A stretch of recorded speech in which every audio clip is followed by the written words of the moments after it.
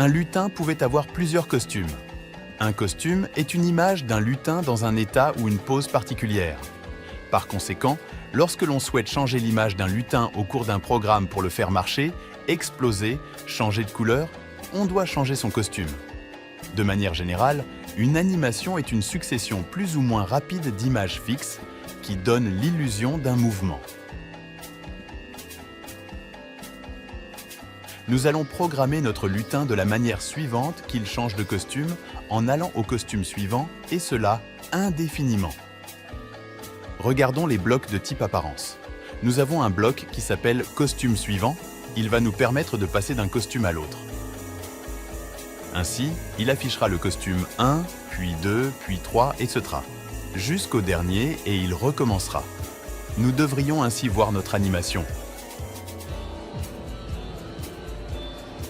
Essayons. Ça fonctionne, mais c'est un peu trop rapide. Nous allons donc ajouter une instruction de type contrôle afin qu'il y ait un petit temps d'attente entre chaque costume. Pour cela, prenons le bloc attendre. Définissons notre temps d'attente à 1/10 de seconde, soit 0,1 seconde.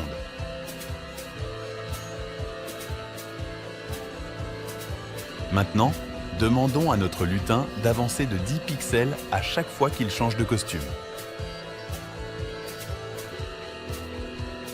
Notre lutin marche. Voilà, nous venons de voir comment animer un lutin en modifiant ses costumes et sa position.